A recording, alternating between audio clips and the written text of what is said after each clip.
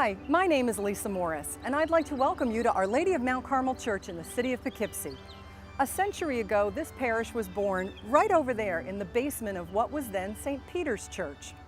Much has changed in the parish and the neighborhood itself in the last 100 years, and now that we're in 2010, the parish has put together a series of projects to educate people about that history.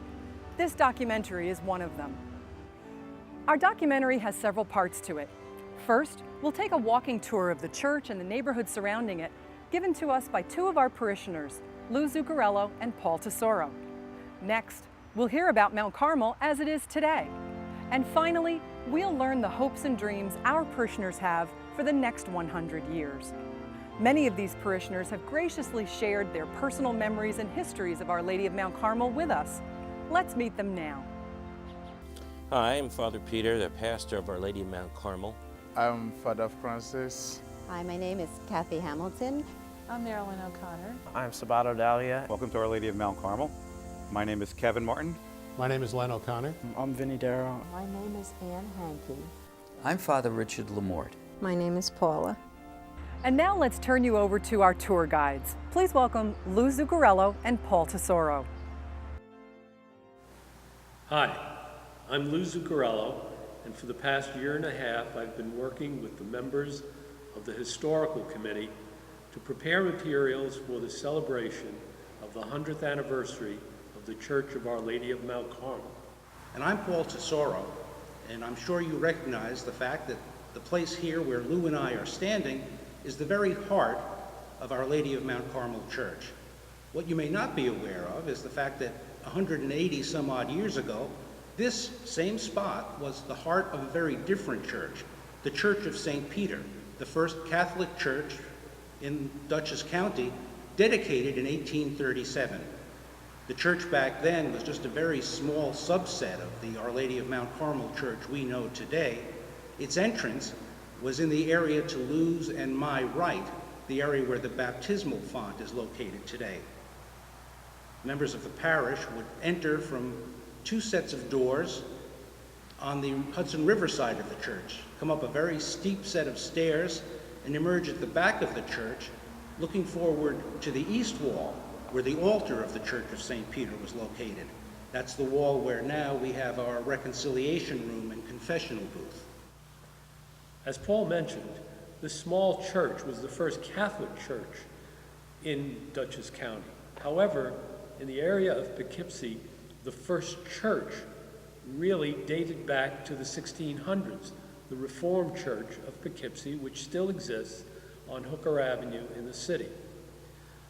After that, this church, the church that was built here in 1837, was followed by other Catholic churches. In the 1850s, the Nativity of the Blessed Mother was a church that was built to serve the German community of Poughkeepsie. In 1901, the Polish congregation in Poughkeepsie was served by St. Joseph's Church. And in 1910, the Church of Our Lady of Mount Carmel was built to serve the needs of the Italian immigrants. Other Catholic parishes in the city of Poughkeepsie included St. Mary's, which served mostly second-generation Irish families, and St. John the Baptist, which served Catholics of Slovakian descent. So as Lou said, in 1910, the original Church of Our Lady of Mount Carmel was built, a couple of blocks from where we stand today. But a small Italian-American community had already begun to thrive and flourish in this neighborhood. And the church they first came to was this one, the Church of St. Peter. It had expanded greatly from the original little rectangular box we described to you earlier. In the 1850s, the Church of St. Peter expanded into much similar to what we see and worship in today, the present-day Church of Our Lady of Mount Carmel. So the Italian immigrants who lived in this neighborhood came here, the nearest church, to worship, but as was the custom in the day for ethnic groups, they were only allowed to gather and celebrate together downstairs in the basement of St. Peter's Church. That's what led to their desire and need for a church and a parish to call their own. By 1907, there were about 1,000 Italians in the Poughkeepsie area, some of whom worshipped in the Church of St. Peter. Father Nicholas Pavone was assigned to the parish to tend to the needs of the Italian flock there. In February of 1908, with the help of Father Pavone and Father Joseph Sheehan, the pastor of St. Peter's, Italian community leaders incorporated the parish of Our Lady of Mount Carmel. A site was chosen on Cataract Square for a church. Fundraising began, and groundbreaking in March of 1910 led to a completed edifice by October of that year. Father Pavone chose Father Sheehan to offer the first Mass in the newly blessed church. By 1924, the parish debt had been eliminated and the mortgage burned on the altar. Prayer and sacrifice had energized the new parish community. This church, as we said, in 1910, was still St. Peter's Church and would remain as St. Peter's until 1963, when the Archdiocese of New York decided that this church should become the home of the parish of Our Lady of Mount Carmel, and that the parish of St. Peter's should be moved to Hyde Park. So the descendants of those original Italian settlers in this area, allowed originally in 1910 to worship in the basement, came home and came upstairs to worship. At that particular time, the parish was moving from being a purely ethnic parish to a geographic parish. It was at that time that we moved from the church on Mount Carmel Place to the church on Mill Street, formerly known as St. Peter's Church, once we became the parish of that territory. I think it was very emotional to the older members of the church. They were going down to the Irish church because St. Peter had always been the Irish church, and leaving their own home. I don't think there's too many people today who are parishioners of Mount Carmel don't consider that building at 97 Mill Street Mount Carmel Church. Times change. We're all faced with challenges, and we accept those challenges. And one of the things the parish of Our Lady of Mount Carmel had to accept was calling a different building our home. In the post-Civil War era of the late 1800s, the time of the Industrial Revolution, immigrants from Europe saw opportunity in America, and different groups from different countries began coming over at increasing speed and with increasing frequency. In the 1880s, a large influx of Italians came to the United States and to Poughkeepsie, and would continue as a wave of immigrants until roughly 1924, when the government established quotas on immigration. The Italians who came here were attracted by the opportunity for jobs and for commercial work. They were hardworking people, many of whom worked on the railroads, and were introduced to Poughkeepsie by their work on the railroads. Italians settled not only here in this Mill Street area, but on Delafield Street, on Albany Street, on the North Bridge Street was a heavy Italian community.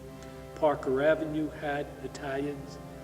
Most of these people who came to Poughkeepsie were from Italy south of Rome. There were families and there were communities of immigrants from north of Rome, but by and large, the mass of the migration came from south of Rome. With the increasing influx of Italian immigrants to America, the church sent ministers to keep them close to the church. One of those sent to minister to the Italian immigrants in this area from Italy was Mother Cabrini. She originally settled in New York City, but eventually found her way up the Hudson River and established an orphanage across the river in West Park, Ulster County. From there, she would often take the ferry across to Poughkeepsie, specifically to this neighborhood, to the Italian shops and markets. She would often be seen walking the streets in the Mount Carmel district. Young local Italian boys carrying her shopping bags for her. The devotion to her in her life, and especially after her life, remains very, very strong among Italian Catholics. Mother Cabrini became the first American citizen saint, And the devotion to her here in the parish of Our Lady of Mount Carmel is evident by her statue just off the altar. Anyone who has been in the church in the last year or two leading up to the Centennial celebration can recognize and appreciate all the work that has gone into restoring many, many aspects of the church. But 15 years earlier, another major restoration effort was mounted and had to do with the absolutely gorgeous oil painting Stations of the Cross that adorn our walls. They were dedicated in this church in 1894. They're actually copies of originals that sit in the Pope's chapel in the Vatican. They were done by Overbeck, and this was believed done by one of his students. In 1994, Mount Carmel Church rededicated these paintings after they had been refinished, and that was quite a celebration, with Bishop Mansell now dedicating the paintings of the Stations of the Cross. And they are truly one of the treasures of the parish of Our Lady of Mount Carmel. We're standing now in front of the church on a terraced walkway that was built as part of the last major renovation done here to the church prior to the renovation work that was initiated in anticipation of the Centennial in the year 2010. This terraced walkway was completed in the year 1999, the result of a capital campaign undertaken by the parishioners of Our Lady of Mount Carmel Church. And what it did was restore access to the old front doors. Many people remember that for many years prior to the dedication of this new walkway, those front doors were sealed shut. The old stairways up from the street were very steep, very crumbling, and by code they could not be used any longer. But by building this terrace walkway, we are now able to enter the church the way it was originally designed to be entered. To get a better appreciation of this area, we really have to go back more than 100 years to the late 19th century, when this was downtown Poughkeepsie, and it was surrounded by factories, places where immigrants came to settle, and part of a large commercial boom that was on the verge of taking place. We are here in the shadow, one might say, of what is now the walkway for the Mid-Hudson area. But that bridge and the traffic that it carried was part of an attempt to knit together, for commercial reasons, the East and the Midwest. And the people who came to work on the bridge are part of the story of Mount Carmel. Largely immigrants from Europe. Many of them settled originally in New York City and heard of the wonderful work opportunities here in Poughkeepsie. The construction of that bridge behind us offered a lot of jobs to a lot of people who came to Poughkeepsie to work there or in the factories that surrounded this neighborhood. Many came up and just would work for several weeks at a time, bring their paychecks, their meager cash. I think $1.25 a day was the going rate for that high hazardous duty work building that bridge behind us. And they would go back to the city and send money back home to bring more of their family members over from Europe. But many did stay and became the nucleus of the neighborhood, the core of the immigrant population that would found this parish. And of course that bridge was just recently converted into walkway over Mount Carmel as part of our Centennial festivities. And I haven't been up there yet myself, but I'm told from up there, up on the walkway over Mount Carmel, you can also see the river. You know, Paul, I thought that walkway bridge, wasn't that called, isn't the name of it Walkway Over the Hudson? Not Walkway Over... Some people call it that, but I like the ring of Walkway Over Mount Carmel. I think if enough of us use it, might catch on. It'll stick. Anyway, we're standing now at the intersection between 110 Mill Street and right behind us, 109 Mill Street. And 109 Mill Street has a particular significance for the Italian community in Poughkeepsie. It was probably the first concentration of Italians. people who settled here in 1888. A number of families came from Cosenza in southern Italy and made their home here. And it was from this small seed, as it were, that eventually the parish and the community of Italians in Poughkeepsie would grow and would spread to numerous other locations. But this is where it started, And 109 Mill Street. And this was the heart of downtown. 110 Mill Street across the way, now an apartment building, was a factory for many, many years. Back in those days, whatever they were manufacturing in there, they were drawing their power from the rushing water of the Fallkill Creek, just on the other side of the building. As you can see from the cornerstone you just saw, the date on the building is 1910. The date when this particular building, the Church of Our Lady of Mount Carmel, was dedicated. However, the parish actually started 2 years earlier as the organizational effort to build a parish and to build a church had begun. The parish was located, the church building was located right in the heart of the Italian enclave. What do I mean by an enclave?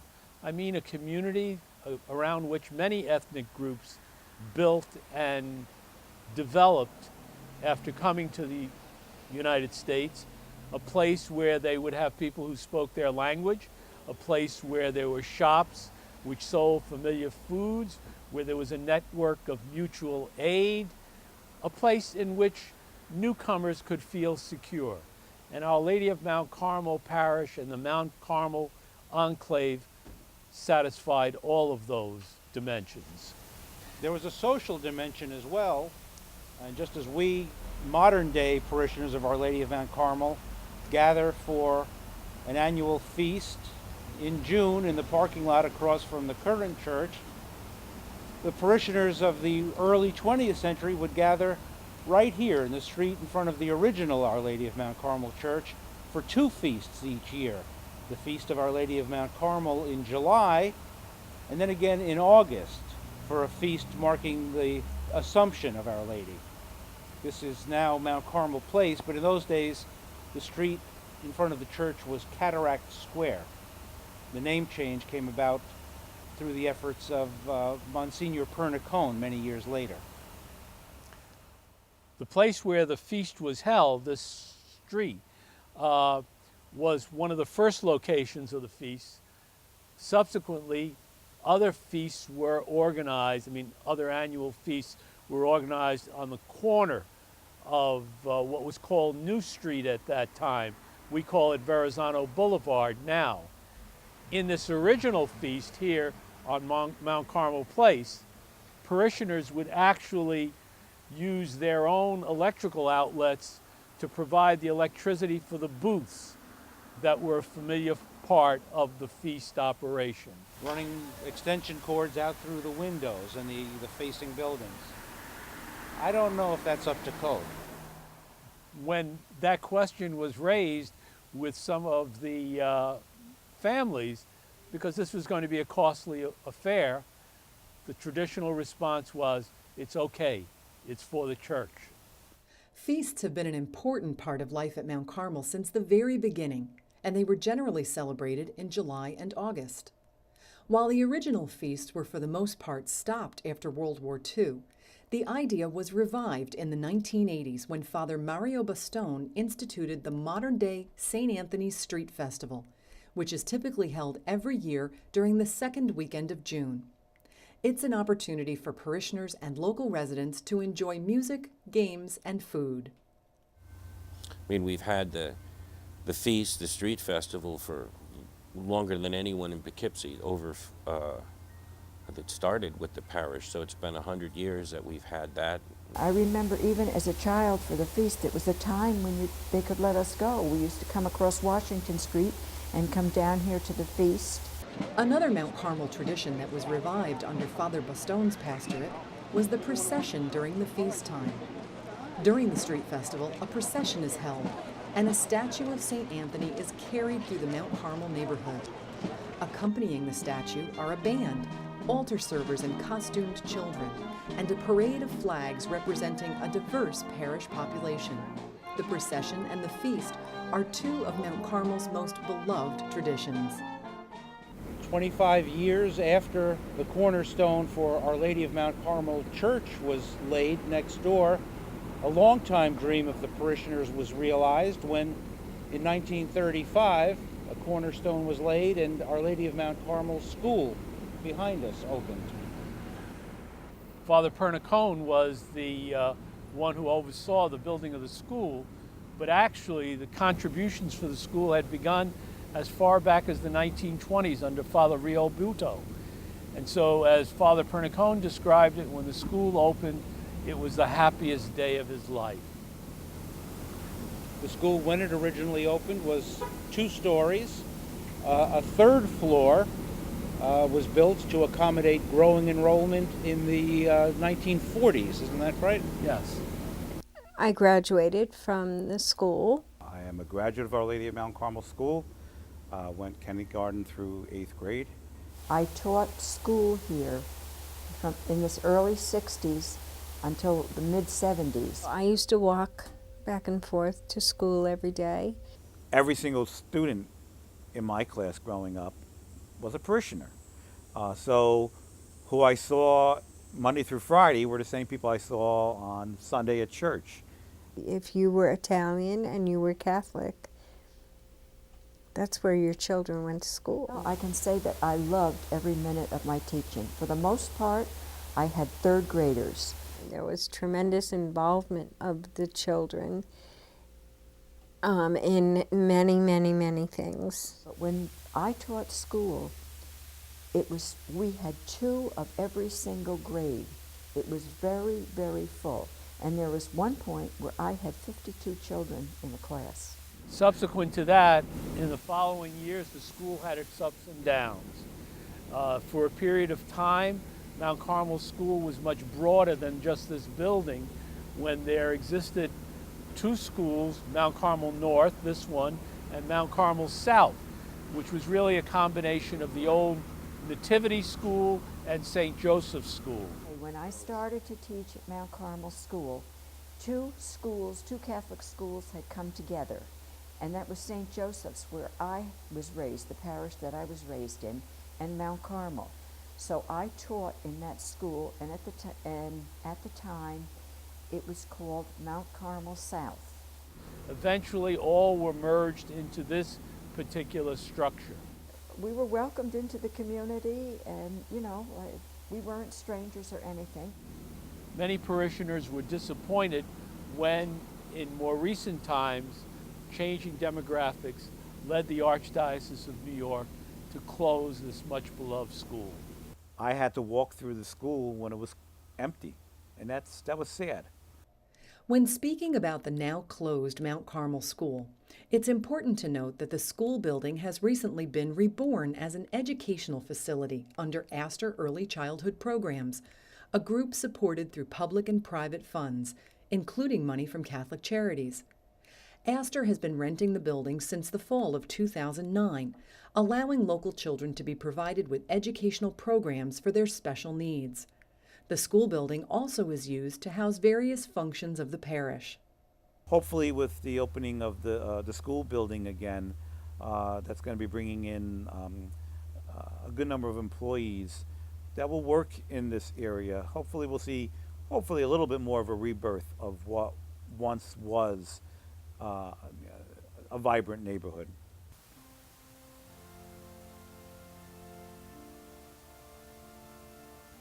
I'm sure you can tell that we're filming this during the beautiful fall season in the Hudson Valley. The falling leaves are not special effects that we arranged. Many of you will see that we're across from a familiar spot, the basketball courts, right up from the train station. That's a part of this larger area behind me, which is Wheaton Park. On the top of the hill, you'll notice the former home of the Pelton family, who were the owners of the factories located behind the basketball area over Fallkill Creek, which runs right down this direction, and that was a good source of employment for many years. But in the 1920s, the factory closed and the Peltons eventually moved from this area. But today it remains as part of Wheaton Park, and a lovely area it is. Another park right across the street, one named after a political figure of years gone by, Thomas Dongan. We'll go there next.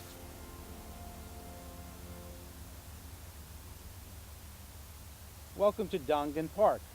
The statue behind us is that of Thomas Dongan, who in the 1680s was the governor of the English colony of New York.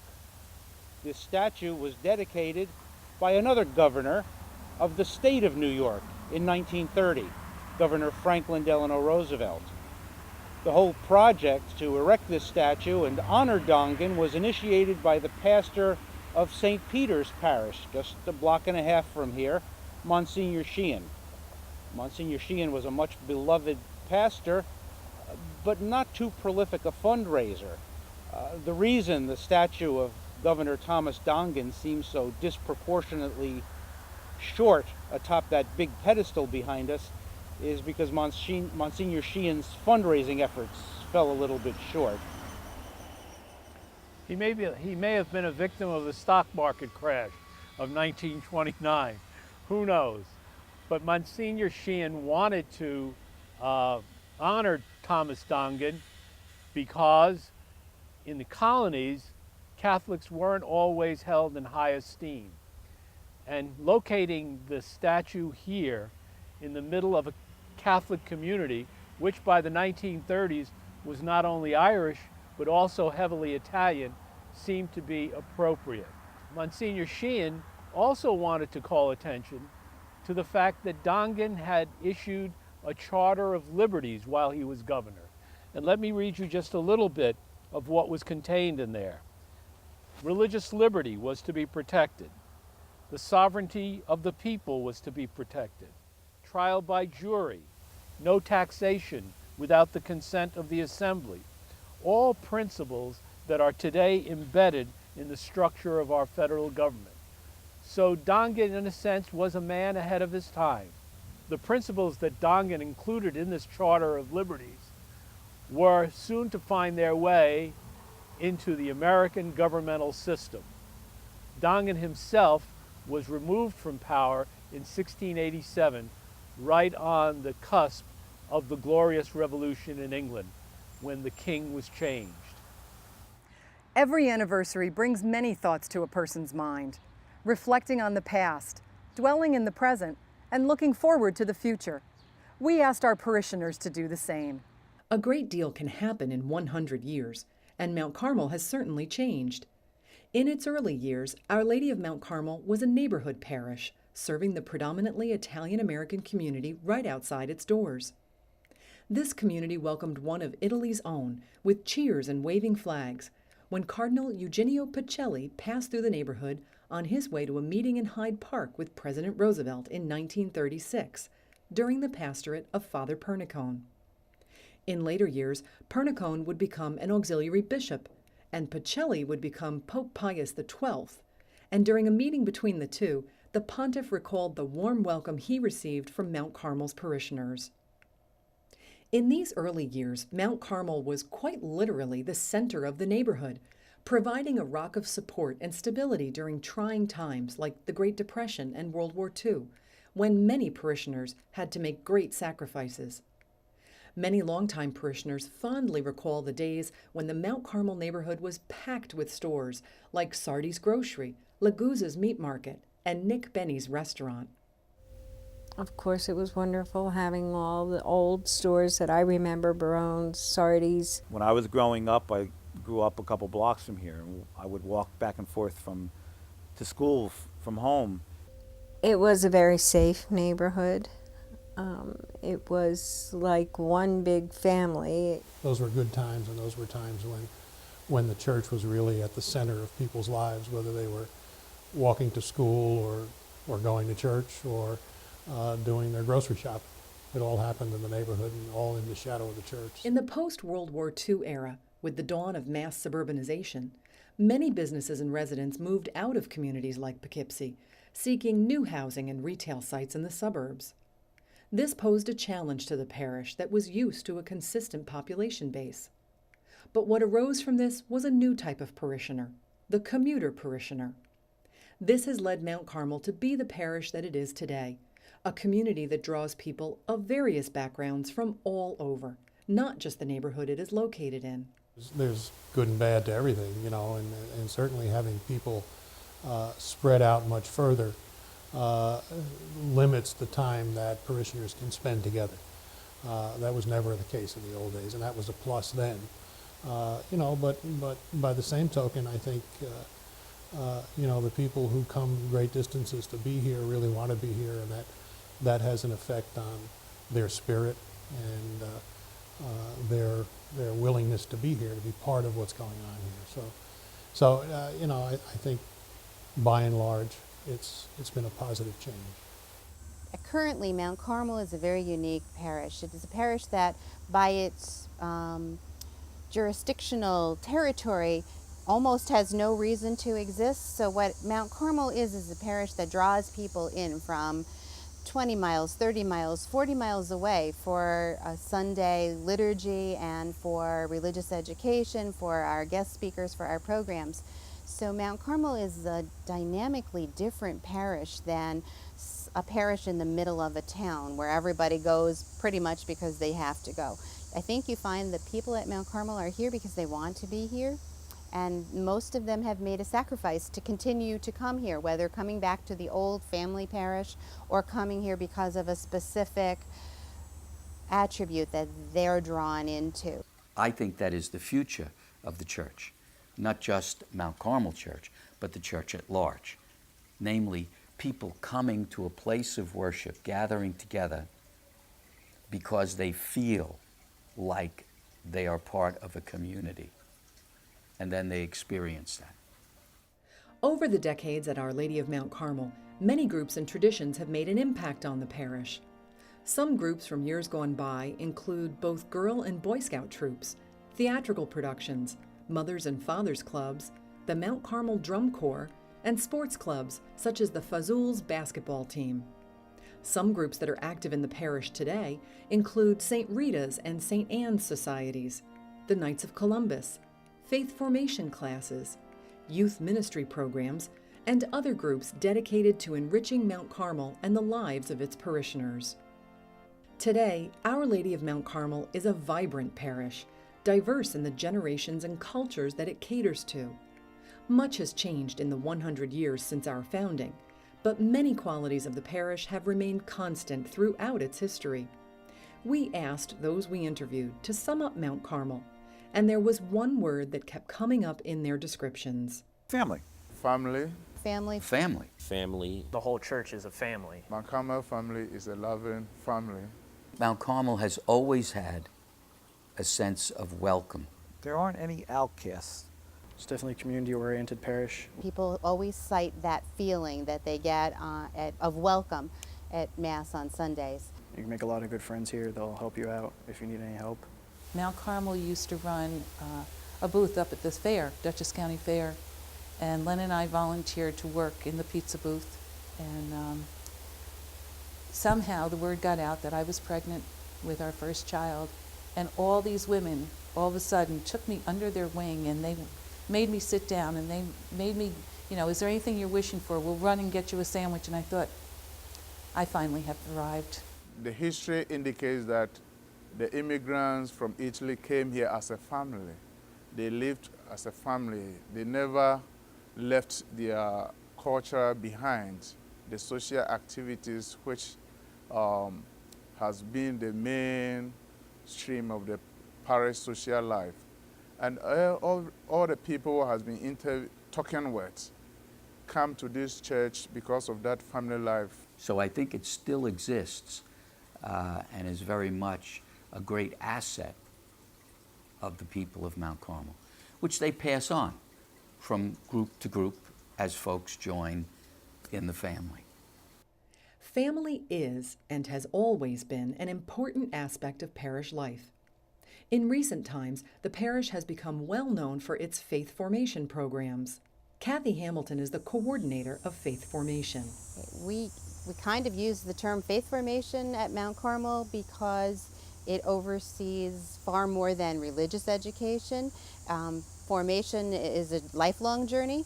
So our goal and our mission here at Mount Carmel is to join with families at birth and baptism and continue with them through senior years by offering formation that is kind of traditionally characterized in the school format of K through 8th grade, but then continuing on with youth ministry, adult formation, senior guest speakers, and all. Religious ed is not just teaching facts, but learning a life. Our religious ed program had about 80 children in it when I first came 11 years ago. Now we have over 400 children. If people learn to live the faith they profess, then families will continue to pass on that faith for generations to come. The faith formation programs have helped to not only provide youth with instruction in Catholic teaching, but also to encourage involvement among youth. There's a great youth program run by Kathy Hamilton. I got to meet a lot of young teens that have a strong Catholic faith. The youth in this parish can do a lot to maintain the family spirit of Mount Carmel Church. Knowing Father Peter and Father Francis strengthened my faith a lot. Getting to work around here and experience all the stuff that we do has been a lot of fun and just very faith affirming. Young people are constantly seen helping out at Mass as altar servers, lectors, and ushers, and at Vacation Bible School and parish feasts, as well as in many other ways. The parish has always felt blessed by its active youth. There's hope, there's youth, there's a presence, and there's a whole generation now that has Mount Carmel as their faith tradition. Of course, the primary purpose of any church is to provide a space to worship and to frequent the sacraments, and Mount Carmel is no exception. In fact, some people connected to the parish associate particular sacraments and acts of worship as their favorite memory of Mount Carmel. My fondest memory would be the baptisms. They were just special moments. I literally held the future in my hands. We came here for Holy Thursday because we had to visit all of the churches, and I think that's what I remember most. I remember the chapel downstairs very much because that's where the exposition was, and that was just beautiful. In anticipation for its 100th anniversary, Our Lady of Mount Carmel Church has planned a number of events to celebrate its rich history and community. Preparations for the Centennial have been in the works for the past few years. In preparation for that, we've done a lot of work to restore the church grounds, the church buildings, to bring them up to code, as it were. We've collected close to $600,000. We've had the bell tower, which has been there for many more years than 100 years. We've had that redone. You know, when you cross over the bridge, look over at it, it looks gorgeous. It glistens with the light shining on it. The interior of the church painted, the parking lot expanded and improved. Just generally gussied the place up so we could celebrate our next 100 years properly and in good style and grace. I think that's representative of the parish as a whole. I really believe the parish of Our Lady of Mount Carmel is stronger than it was, 4 years ago. We've all come together to get ready for our centennial, and I'm really looking forward to this upcoming year. In January 2010, Mount Carmel's Centennial Year kicked off with a Mass celebrated by Bishop Dennis Sullivan, the Vicar General of the Archdiocese of New York. A new mural depicting the crucifixion and a new tabernacle were blessed. The mural, painted by local artist Keith Gunderson, is an homage to the mural that was present in the old Mount Carmel Church. Other events planned for 2010 include dances and a river cruise. The Centennial festivities will conclude with a Mass in November, celebrated by Archbishop Timothy Dolan, followed by a dinner and dance. Before we end our program, we'd like to take this opportunity to look forward to the future. We asked those we interviewed what their hopes and dreams are for the next century at Our Lady of Mount Carmel Church. I hope the next 100 years will bring to Mount Carmel renewed life, renewed sense of tradition and holding on to its history and past, but opening the doors to the new and opening the doors to a variety of new ethnic groups and new cultures that will come and kind of transform and meld with what is already here, but to hold on to that sense of family and welcome that we do so well. Definitely that the parish grows and that we get more parishioners, and that we continue to have great, strong priests and great altar servers and people to help around the parish. My hopes and dreams is to get nuns and priests who are parishioners of this dear parish church to serve the Church of God in the United States. My next 100 years, I just hope Our Lady of Mount Carmel is still a presence in this community and in the Archdiocese. Given where the parish is positioned, I see the future of the parish being much more of an outreach, especially as this whole section of the city of Poughkeepsie and then the city itself looks forward to developing and evolving. As a community based in tradition, we feel one of the best ways to ensure a bright future is to look to our past. Here are some words from former pastor Father Salvatore Cantatori. This is actual audio taken from the 50th anniversary Mass at the old Our Lady of Mount Carmel Church in 1960. I wish to congratulate every one of you because you have been wonderful, and may God help you to continue to be so. May the Blessed Mother pour upon every one of you her choicest blessings so that you may continue to spread her devotions and her love wherever you are, and that you may continue to bring more and more souls into the kingdom of her divine Son, Jesus Christ. As you've seen in this program, Our Lady of Mount Carmel Church has had a vibrant past, a hopeful present, and a promising future. We hope you've learned a thing or two about our parish and that you'd like to share your faith and talents with our parish community in the future.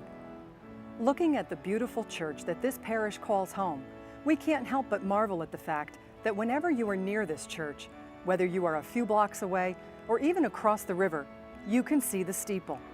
To us, that steeple calls to mind the connection that this parish has to the neighborhood. It also represents the beacon of hope and love that a family is supposed to represent. We want you to know that you're always welcome in our family's home. God bless, and here's to the next wonderful century at Our Lady of Mount Carmel Church.